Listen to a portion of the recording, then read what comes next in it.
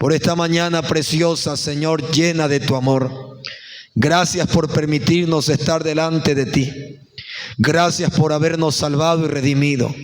Gracias te doy, Señor, por la vida, porque podemos cantarte y adorarte con gozo y libertad.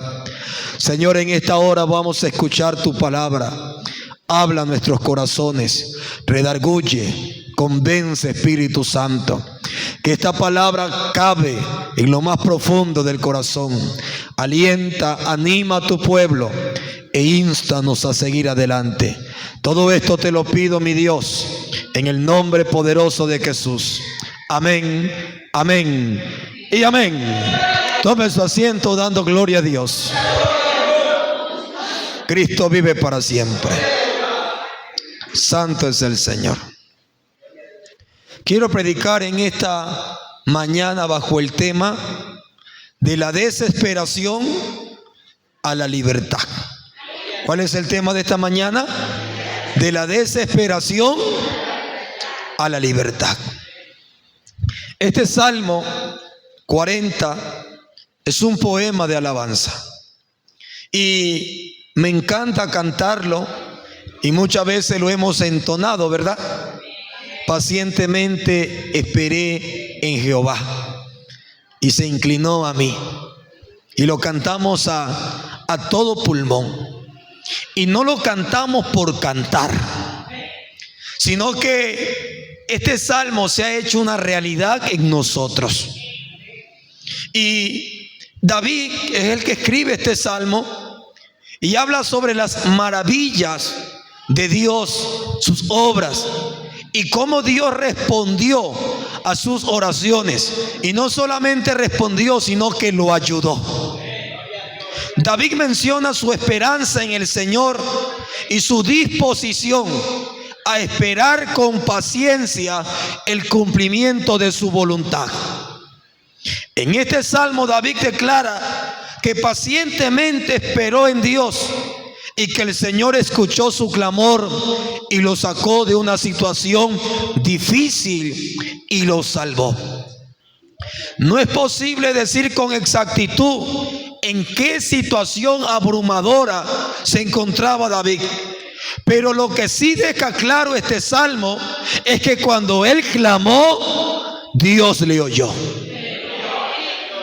David fue un joven y un hombre que la Biblia dice que era conforme al corazón de Jehová.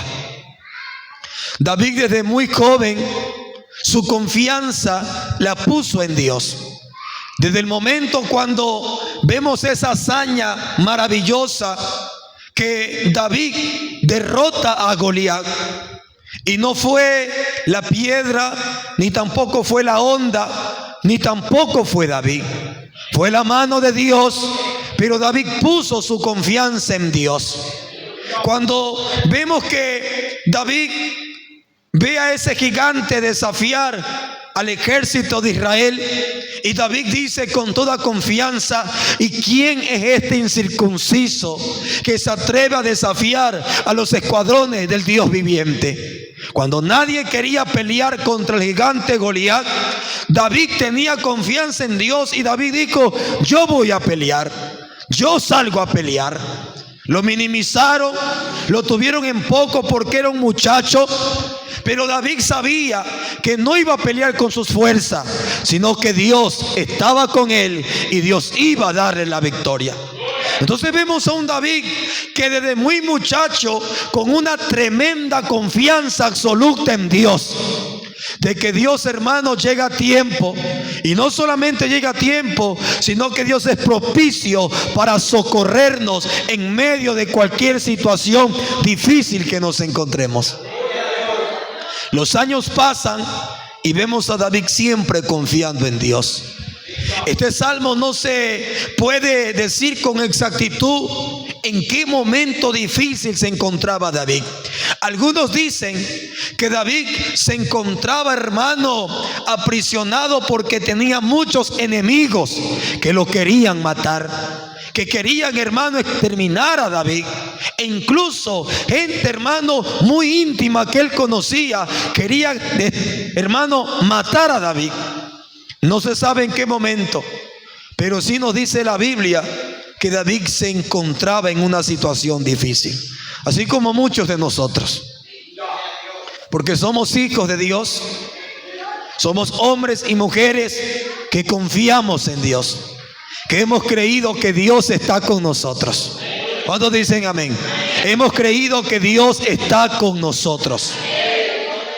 Pero como cristianos tenemos enemigos que se levantan, enemigos espirituales, y muchas veces nos hemos encontrado en situaciones difíciles, en situaciones donde hemos querido desesperarnos, porque ha sido tan abrumadora, ha sido tan terrible, que muchas veces hemos creído que hasta allí íbamos a llegar.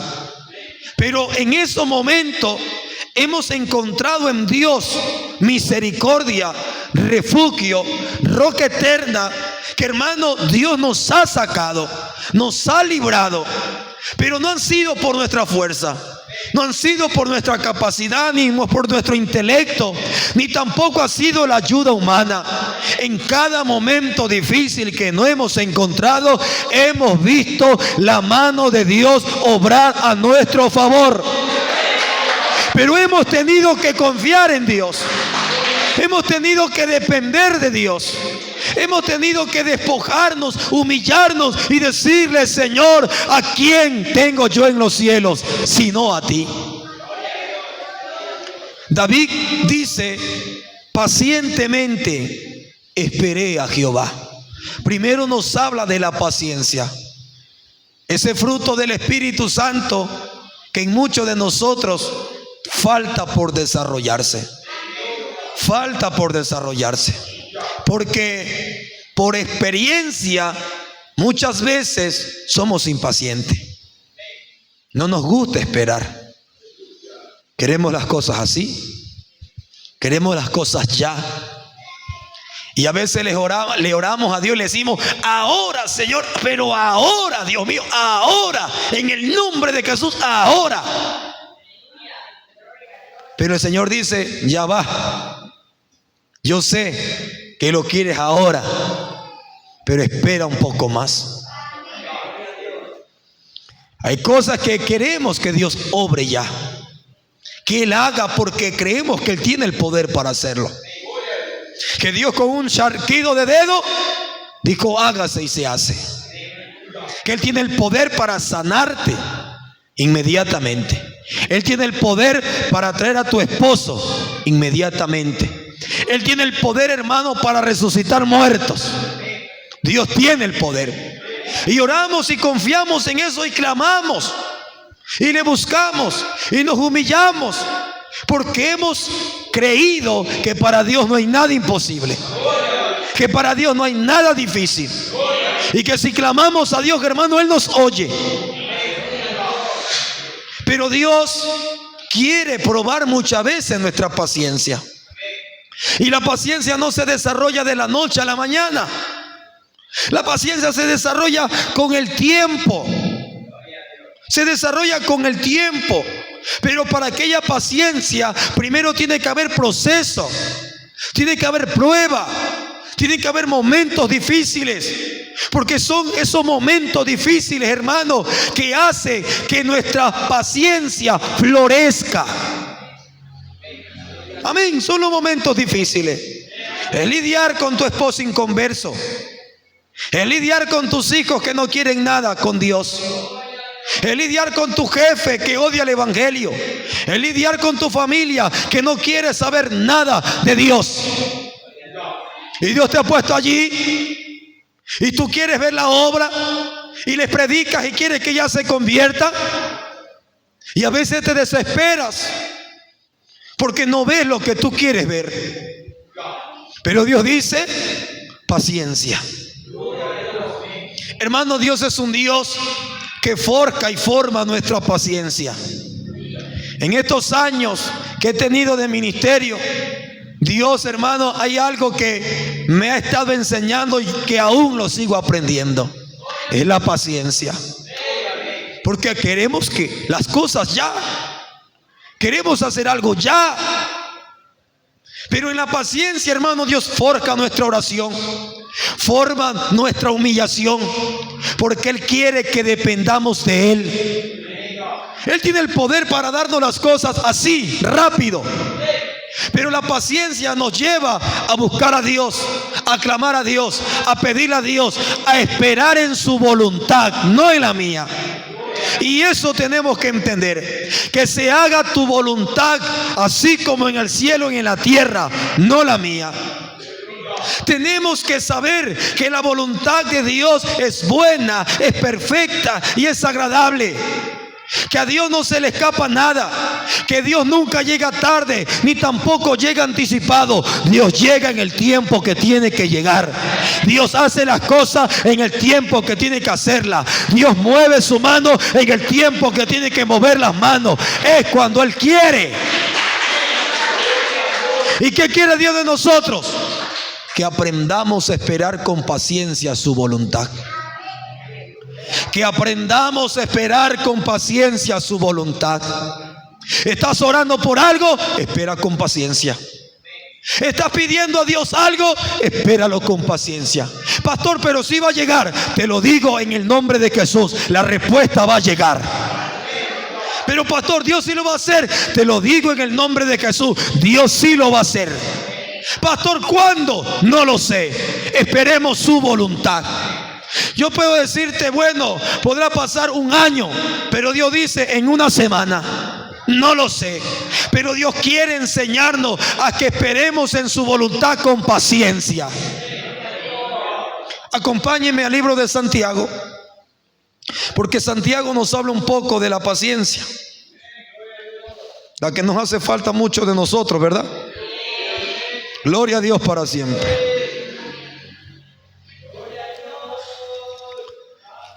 Carta del apóstol Santiago.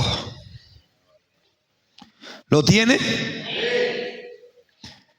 Capítulo 1, versículo 2.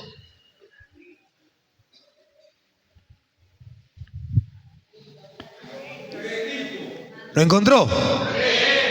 Hermanos míos, tened por sumo gozo cuando os halléis en diversas pruebas. ¿Estás pasando pruebas? Dile que está a tu lado, gózate, dice el Señor.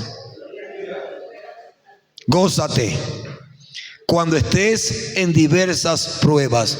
No dice en una prueba, diversas pruebas. Gózate, sabiendo que la prueba de vuestra fe, ¿qué produce en nosotros? ¿Qué produce? Paciencia. Mire lo que dice Dios. Sabiendo que la prueba de vuestra fe produce paciencia. Mas tenga la paciencia su obra completa.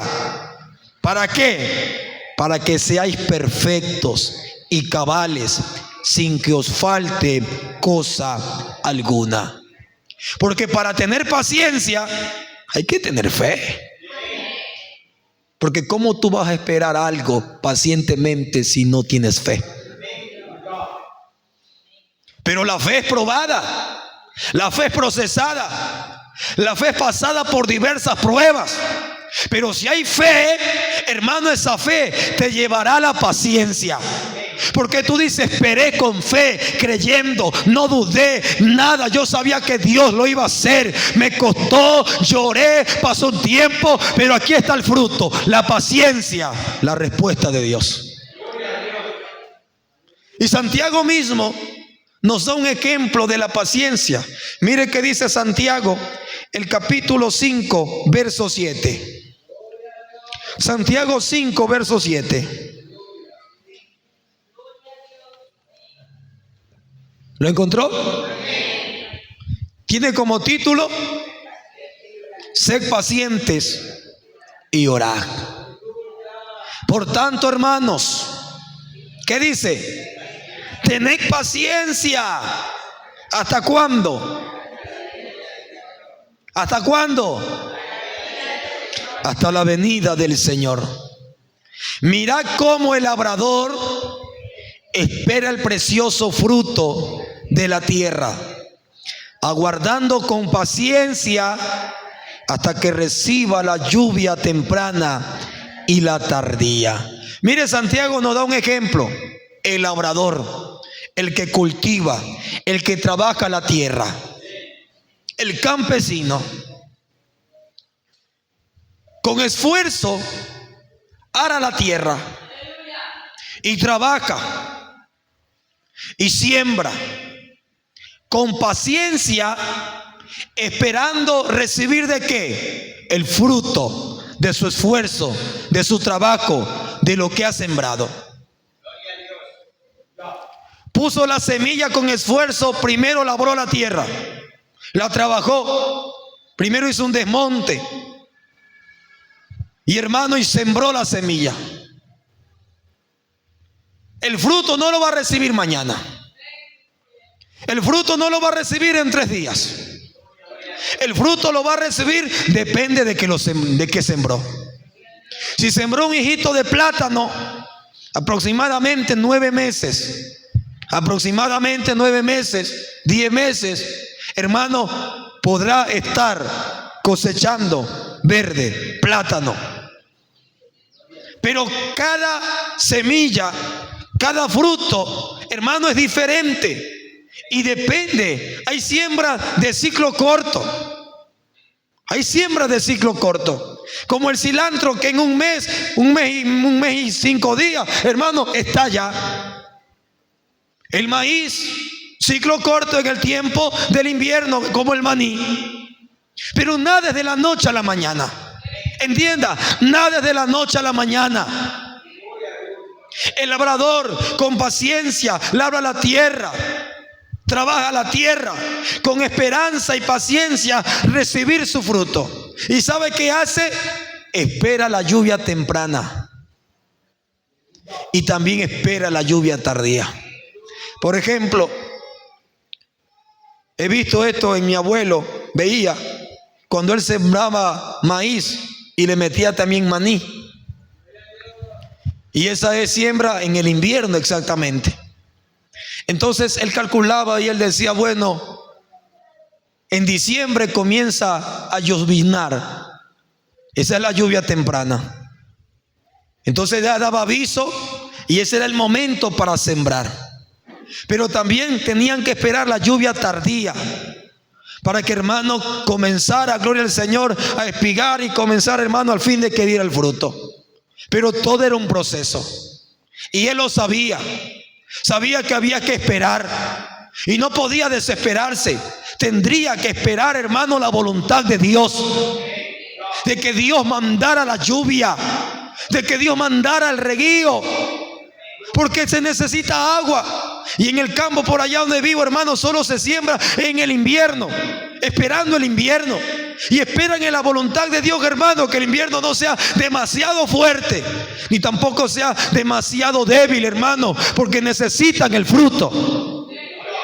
Entonces el apóstol Santiago nos habla y nos dice en este capítulo: tened también vosotros paciencia, verso 8, y afirmad vuestros corazones, porque la venida del Señor se acerca. La venida del Señor se acerca. Este caminar en el evangelio, hermano, hay que tener paciencia, o si no te desesperas. Puedes caer en el confort, puedes caer en la frustración, puedes caer, hermano, en que el evangelio te ha engañado. Tienes que saber que Dios obra conforme a su voluntad. Pero Santiago dice: sed paciente y quédate de brazos cruzados. ¿Qué dice? Sed paciente y orad. Orad, orad, para que Dios haga su voluntad, para que Dios haga conforme a su propósito. Hermano, nosotros no podemos cambiar los propósitos y la voluntad de Dios. Dios ya tiene un plan. Dios ya tiene, hermano, algo diseñado para nosotros. Y nosotros tenemos que orar para que Dios lleve conforme a su voluntad sus propósitos en nuestras vidas. Pero llega un momento en que David entró en una situación difícil. Y dice el Salmo 40, estamos allí todos, ¿verdad? pacientemente esperé a Jehová, y se inclinó a mí y oyó mi clamor, y me hizo sacar del pozo de la desesperación. ¿Dónde se encontraba David? En el pozo de la desesperación. Y también David dice, y del lodo cenagoso. ¿Qué significa pozo de desesperación? Porque David dice que Dios lo sacó del pozo de la desesperación. Esta palabra desesperación en el hebreo es ruidoso, vertiginoso, significa destrucción, murmullo. La idea del pozo en el original es de una cisterna, una prisión, una mazmorra. David se sentía espiritualmente, David se sentía como si estuviera en una cisterna, como si estuviera en una prisión, en una mazmorra. Así se sentía David. Vuelvo y repito, no sé el proceso que estaba pasando, la Biblia no lo especifica, pero David llegó un momento que se sintió que su alma estaba como en un calabozo, se encontraba como en una cisterna profunda, y él llamaba y llamaba: sáquenme de aquí, no quiero estar aquí, no quiero estar en este lugar, sáquenme. Y clamaba. Eso significa estar en el pozo de la desesperación. Querer, hermano, la ayuda, pero no verla. Querer que se solucione el problema, pero no vemos. Querer que la enfermedad se vaya, pero no se va. Querer que la situación económica se arregle, pero cada día vienen más deudas. A veces como cristianos nos sentimos, yo a veces me he sentido, hermano, que he estado en un pozo. Y muchas veces me he desesperado porque no veo obrar, porque muchas veces queremos buscar la ayuda humana y la ayuda humana no está.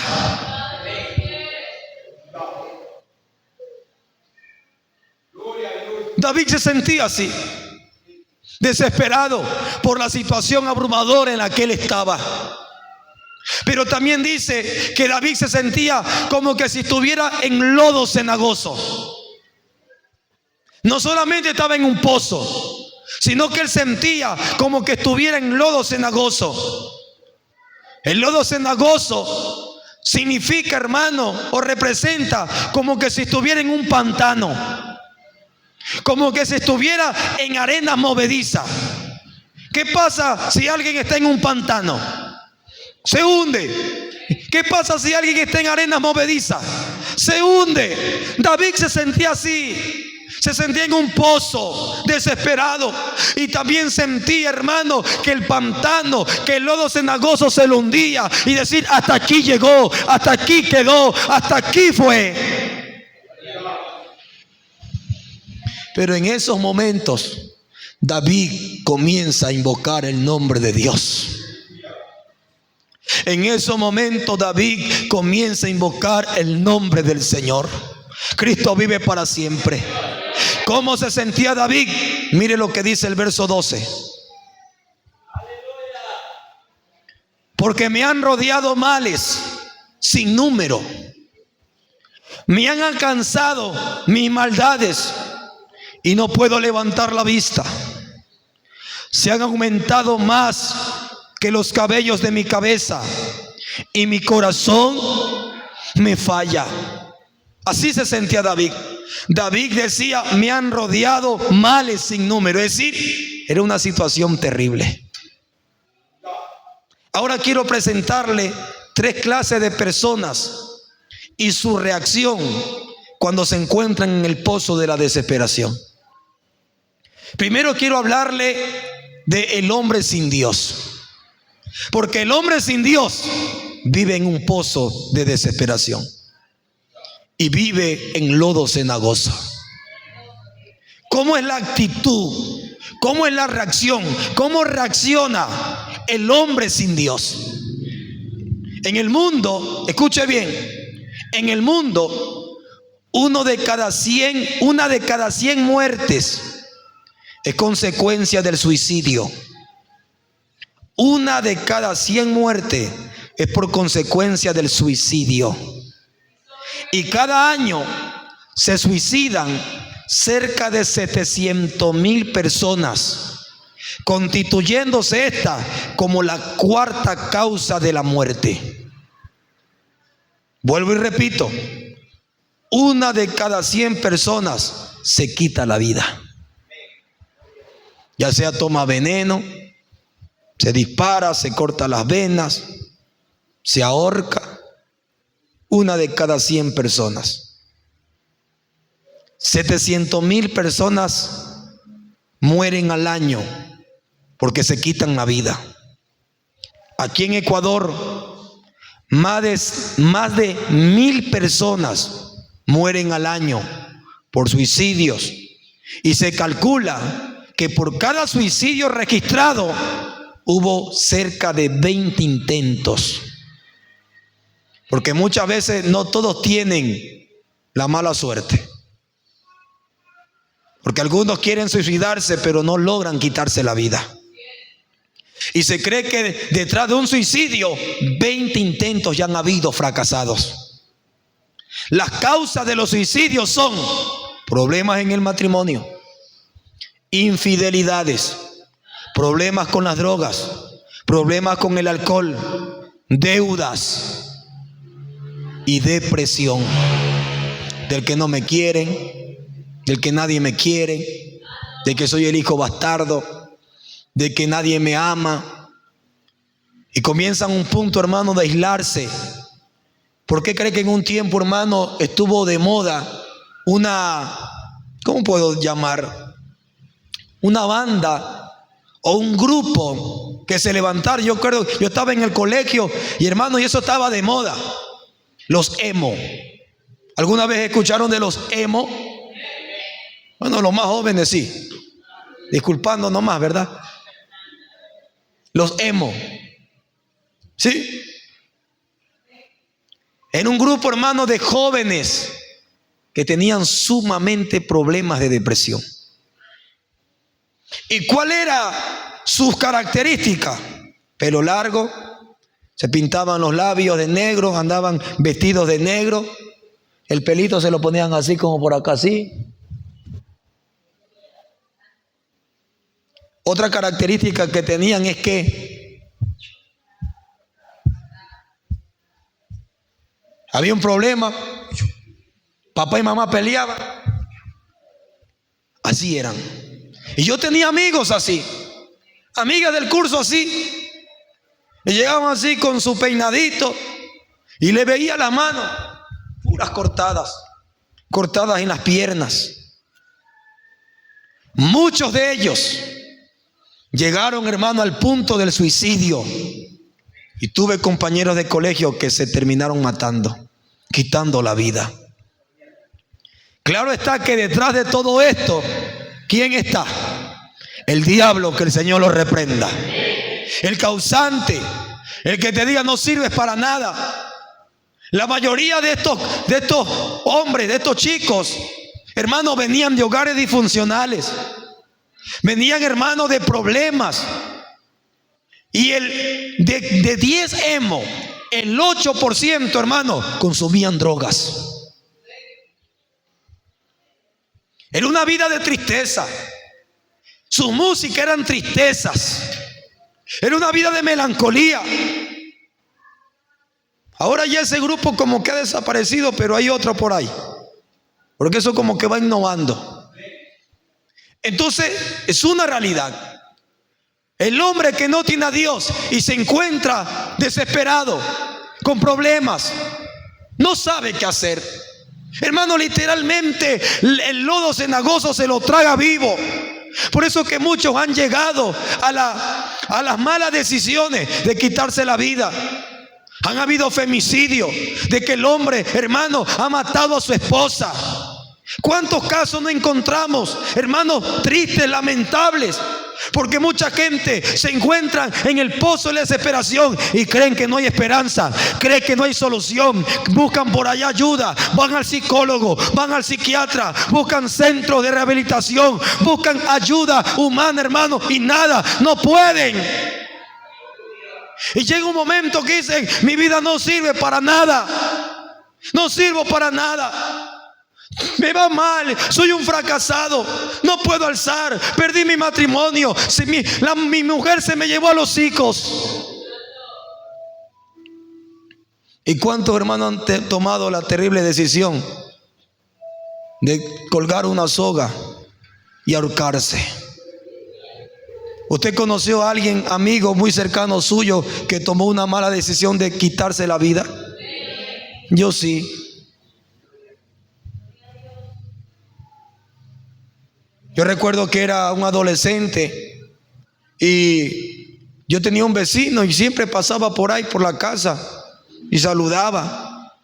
Y en un momento yo venía de entrenar fútbol y vi a la gente alarmada, y uno curioso, muchacho, entra y veo al vecino, hermano, guindado, ahorcado. ¿Qué lo llevó a eso? El creer que no hay esperanza, el creer que no hay solución, el creer que ya todo está perdido. Ese es el hombre sin Dios. Toman pastillas, hermanos, muchas para dormir por tantos problemas. Otros están en las drogas, queriéndose librarse de, hermano, de tantas cosas, en el alcohol, porque creen que no tiene esperanza. Cuando el hombre sin Dios se encuentra en el pozo de la desesperación y se hunde sin esperanza, escucha un susurro del diablo diciendo: la única solución es que te mueras.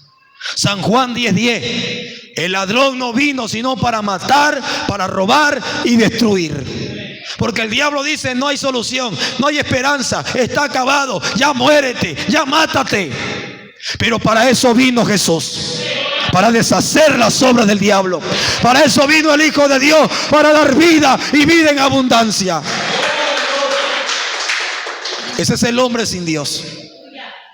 Pero segundo punto, encontramos al cristiano que ha perdido la confianza en Dios. Porque de que los hay, los hay. Hay muchos que están por diversas pruebas y se sienten en un pozo, pero han perdido la confianza en Dios.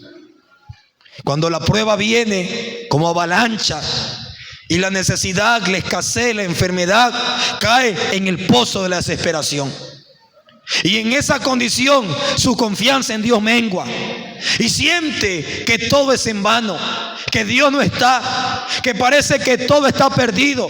Y es allí donde muchos cristianos son hundidos. Hay cristianos, yo conozco a cristianos que han terminado hundiéndose en el lodo cenagoso, porque en la prueba no supieron buscar a Dios. Se encerraron en su preocupación, se encerraron dentro de yo. Y dice: ¿y por qué si soy cristiano me pasa esto? ¿Y por qué por aquí? ¿Y por qué? ¿Y dónde estás tú, oh Dios? ¿Y dónde está Dios? ¿Por qué no me escucha? ¿Y por qué no haces algo? ¿Por qué no me responde? Oro y nada pasa, ayuno y nada pasa, congrego y nada pasa. ¿Dónde tú estás, Dios? Y hay muchos cristianos que han caído en una frustración porque no han entendido esperar con paciencia. ¿Cuántos cristianos desanimados, desalentados, que han perdido la fe por las pruebas duras que han venido? Porque vino la situación económica dura, porque vino una enfermedad, porque vinieron problemas, y ellos buscaron a Dios, sí, y congregaron y oraron y hasta hicieron un ayuno de 3 días, pero allí sigue eso. Porque pasa o no pasa, con todo y ayuno y oración, a veces sigue allí el problemita. Y a muchos cristianos lo ha llevado a la desesperación y lo ha llevado a querer, hermano, altercar contra Dios. Y si, ¿dónde estás tú, oh Dios? ¿Dónde estás? ¿Por qué no me respondes? ¿Por qué no me ayudas? No estás conmigo. Si lo único que he hecho es amarte, ¿y por qué estoy así? Porque a veces no entendemos los procesos. A veces no entendemos que Dios permite cosas duras y difíciles, porque hermano, Él está probando nuestra fe y llevarnos a la paciencia. Levante la mano aquí. ¿Quién no ha vivido un proceso duro? ¿No te has desesperado? Dime, ¿te has desesperado, sí o no? ¿Has clamado? ¿Has orado? ¿Has ayunado?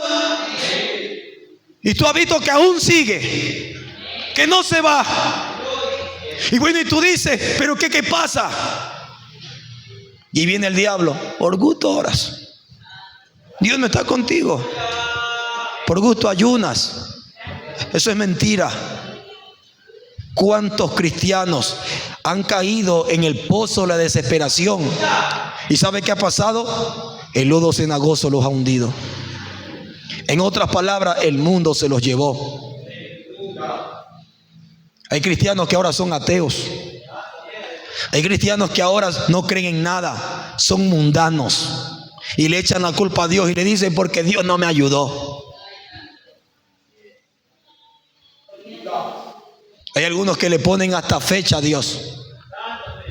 ¿Cuánto estamos hoy de octubre? ¿Cuánto? 10, 11. ¿Ah? 12. Y algunos oran así: Señor, estamos 12 de octubre ya. Señor, si tú no haces algo hasta el 31 de diciembre, si tú sabes contar conmigo, no cuentes el 1 de enero, porque ya te he esperado mucho. Si tú no me resuelves este problema hasta el 31 de diciembre, Señor, verás que me aparto, me voy al mundo, me hago borracho.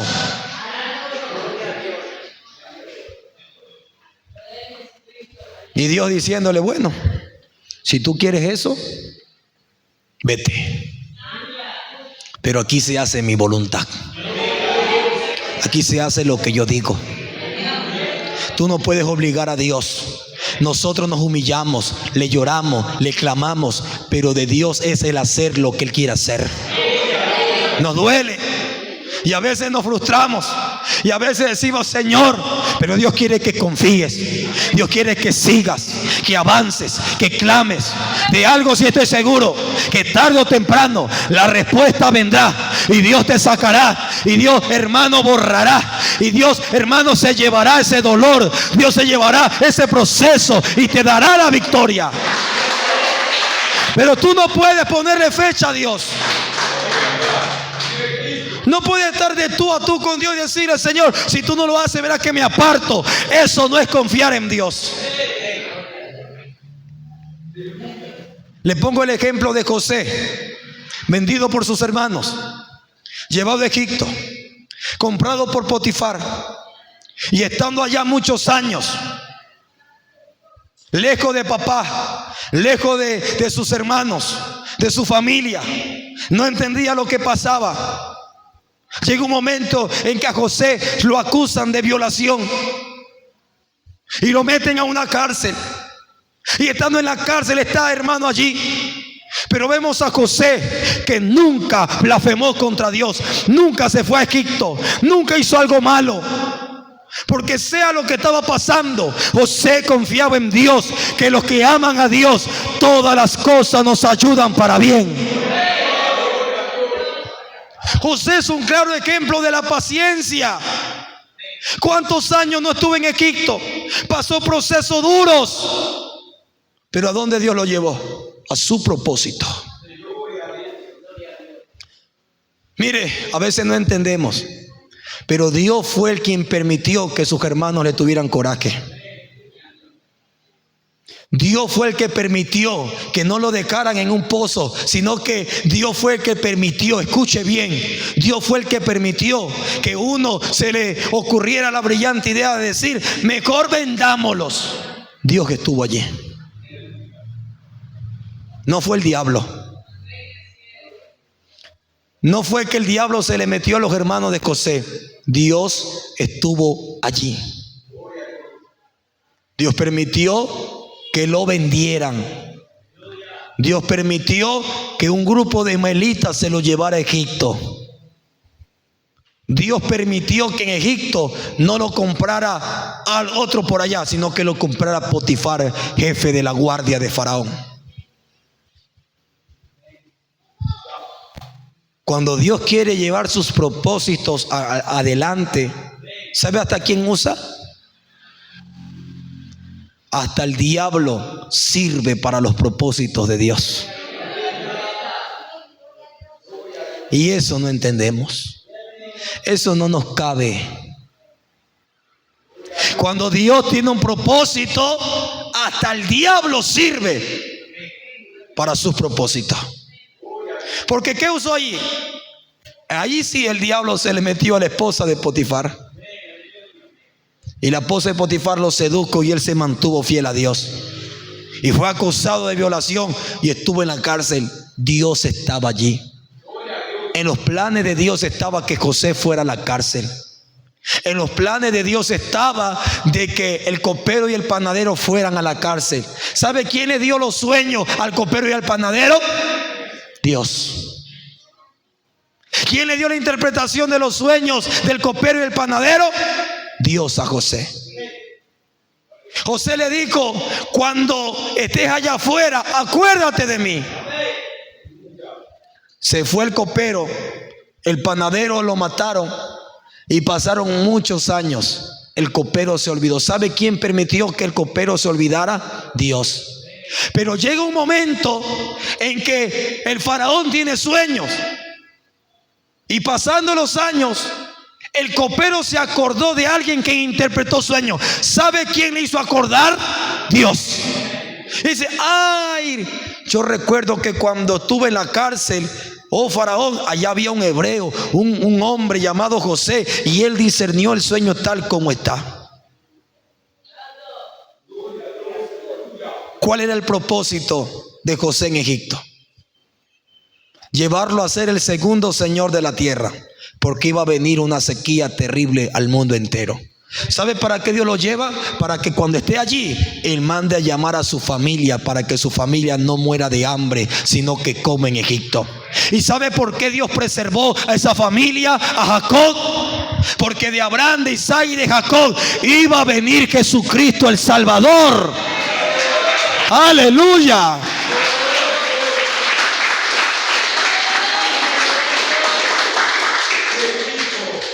Hay cosas que tú no entiendes, que tú no comprendes. Y hay cosas que ni yo te puedo ayudar. Pero ¿sabe qué quiere Dios? Que hagamos como David, que en vez de cuestionar, que en vez de regar, digamos: Señor, que tú me quieres enseñar, a qué nivel tú me quieres llevar, cuál es tu propósito. No sé, Señor, me duele lo que me está pasando, sufro, Señor, pero confío en ti. Sé que oirás mi voz, sé que me sacarás de esta condición, sé que me darás respuesta, sé que me levantarás, sé que obrarás a mi favor, porque en ti he confiado. Masakanda, Urrabakanda Mashea. Dios quiere que confíes en Él, que esperes con paciencia su promesa. Dios te ha prometido que Él va a traer a tu familia. Dios ha prometido que tus hijos le servirán a Dios. Dios ha prometido que tu esposo caminará contigo. Dios ha prometido, oh aleluya, que va a derramar de su gloria. ¿Qué nos compete a nosotros? Esperar con paciencia, esperar con paciencia, orar a Dios, clamar a Dios, no desesperarnos y dejar que Dios obre a su favor. Dejar que los propósitos de Dios corran. Dejar que los propósitos de Dios fluyan. Hay cosas que tú no entiendes, pero mañana vas a entender y vas a decir: ahora entiendo por qué pasé este proceso. Oh, alabanzas al nombre poderoso de Jesús de Nazaret. Hay enfermedades que Dios permite y no es para muerte, sino para que su gloria sea manifestada. Porque si sabes soportar, aleluya, esa prueba, Dios te va a dar la victoria. Y quizás en algún momento alguien de nosotros también caerá por una enfermedad, pero ahí estará: hermana, confía, te acuerdas que yo pasé esto, pero Dios me dio la victoria. Dios tiene el poder y te eleva tu fe. Nada pasa a los hijos de Dios que sea por casualidad. Las cosas que nos pasan, hermano, aunque sean feas y sean duras, nos ayudan para enseñarle a otros. Una pareja de matrimonio que en el mundo, hermano, eso era una explosión del Big Bang. Pero vinieron a Cristo y Cristo restauró, transformó su hogar, su matrimonio. Tuvieron que experimentar el dolor, tuvieron que experimentar traiciones, experimentar tantas cosas por vivir lejos de Dios. Pero yo veo a una generación de adolescentes que se levanta y decirle: no cometas mi mismo error. Te cuento un poquito. Yo tomé a mi esposo mundano y yo era hija de cristiana y yo me fui. Y ese hombre me hizo esto, por no esperar en la voluntad de Dios. Así que mira mi espejo. Si ahora estoy con mi matrimonio es porque a Dios le ha placido en su misericordia. Pero tú puedes ahorrarte tanta tristeza y tantas desgracias.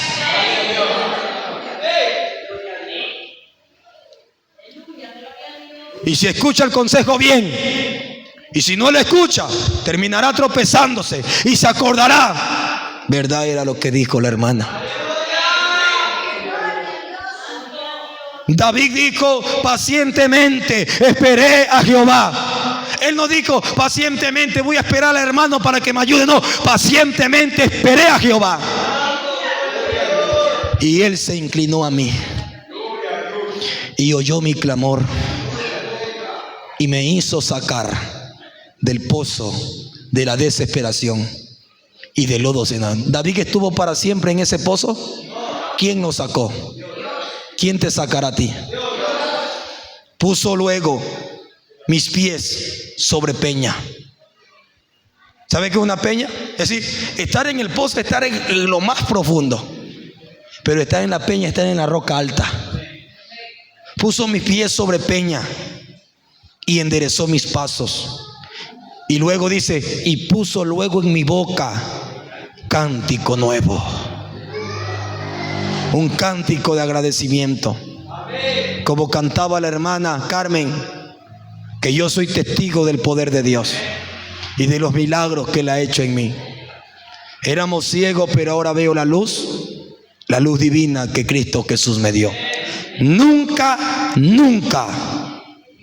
me ha dejado. Nunca me ha desamparado. En la noche oscura, en el pozo de la desesperación y en el lodo cenagoso, en la noche oscura y en el día de prueba, Jesucristo nunca nos desamparará. ¿Crees a esa palabra? Póngase sobre sus pies y vamos a darle gracias a Dios. No sé por qué te encuentres pasando.